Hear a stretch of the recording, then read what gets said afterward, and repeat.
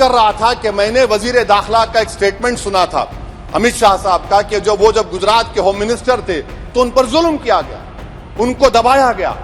मगर हम ये समझ रहे थे कि जिस शख्स पर नाइंसाफी हुई है, जो वो क्लेम कर रहे हैं, तो कम से कम वो दूसरों से नाइंसाफी तो नहीं करेंगे।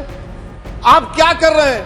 अरे ऐसे हजारों लोग हैं जिन पर जुल्म हो रहा है, ना उनके पास दलील है, ना उनके पास वकील है, ना उनके पास आजादी है। तो ये तीन सर मैं आखिर एक लव ये तीनों कवानीन हमारे मुल्क की जमहूरियत के लिए, इन गरीब तबकात के लिए नुकसानदेह साबित होगा। और ये सरकार को मैं चार्ज दे रहा हूं, आप चेक रिपब्लिक में निखिल गुप्ता बैठा है, लेके आओ ना उसको। कुलभूषण यादव पाकिस्तान में बैठा है, लेके आओ ना। कतर में हमारे फौजी बैठे, लेके आओ ना उनको। अरे कहां तुम्हारी देशभक्ति है? अरे निखिल गुप्ता को लाओ, इस कानून में इस्तेमाल करो। मगर वो नहीं बोलेंगे। मैं इस कानून के मुखालिफत में खड़ा हूं जो भारत की जमहूरियत के लिए खतरा बनेगा। अभी ओवैसी साहब हंस रहे हैं। ओवैसी साहब, मैं भी थोड़ा साइकोलॉजी पढ़ा हूं, विज्ञान का विद्यार्थी हूं। फिर इनके मन में है कि आपने बदल कर रख दिया। मान्यवर, मैं कहना चाहता हूं, हमने राजद्रोह की जगह देशद्रोह की स्थिति रखी। अब ये देश आजाद हो चुका है, लोकतांत्रिक देश है। शासन की टीका तो कोई भी कर सकता है, किसी को भी करने का अधिकार है। इसके लिए इस देश में अब किसी को जेल में नहीं जाना पड़ेगा, चाहे हमारा शासन। मैं फर्क समझाता रहा हूं, जो बड़े कटाक्षमय तरीके से ओवैसी साहब हंस रहे हैं इसलिए।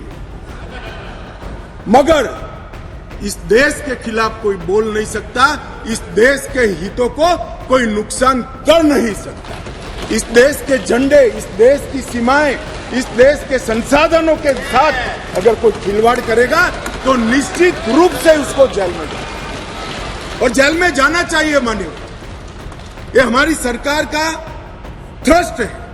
इस देश की सुरक्षा किसी भी की सुरक्षा से सबसे ऊपर होनी चाहिए, सुप्रीम होनी चाहिए, सबसे पहले राष्ट्रपति। इसलिए जो लोग राजद्रोह हटाकर हम देशद्रोह की धारा लाए हैं, इनको अपने विचारों के कपड़े पहनाने का प्रयास करते। इसलिए मैं इस पर डिटेल में बात करता हूं। मान्यवर, आईपीसी 124C, उसमें शब्द प्रयोग था सरकार के खिलाफ की गई बात।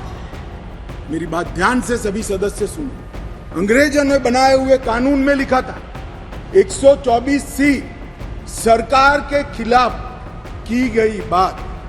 बीएनएस धारा 152 जो इसकी जगह आई है, भारत की संप्रभुता, एकता और अखंडता को तोड़ने वालों पर इस धारा का उपयोग है। वहां सरकार शब्द प्रयोग है, यहां देश है, भारत शब्द प्रयोग है। आईपीसी में आसन या प्रयोजन की बात नहीं की थी। किस उद्देश्य से आप बोलते हैं, किस उद्देश्य से करते हैं, इसकी बात ही नहीं की। करना ही काफी है। हमने इसमें देशद्रोह की डेफिनेशन में आशय की बात करी है। उसका उद्देश्य क्या है, उसका आशय क्या है, इसका महत्व है। अगर उद्देश्य देशद्रोह का है तो इसको कठोर से कठोर दंड मिलना चाहिए, और उद्देश्य अगर शासन का विरोध करना है तो उसको दंड नहीं मिलना चाहिए। उसको वाणी स्वतंत्रता का अधिकार है। अब घृणा और अवमानना, शासन की अवमानना, शासन की घृणा करना, तिरस्कार करना, इसको हटाकर हमने शब्द प्रयोग क्या किया है?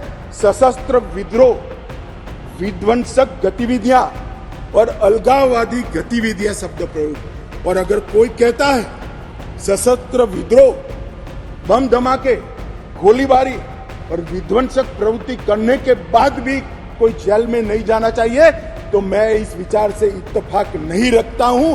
ये जेल में जाने ही चाहिए, सजा होनी ही चाहिए। इस देश में किसी को यह अधिकार नहीं मिला। मान्यवर, मैं इसलिए कहता हूं कि कुछ लोग ये नए इनिशिएटिव को अपना कलर देने का प्रयास करें, मगर आपका कलर, आपकी सोच, आपके विचार, आपकी नजर आपको मुबारक हो। हम तो संविधान की स्पिरिट को लेकर आगे चलने वाले लोग हैं। देश के खिलाफ जो कुछ करेगा उसको जरूर सजा होगी, ऐसा कानून में होना चाहिए।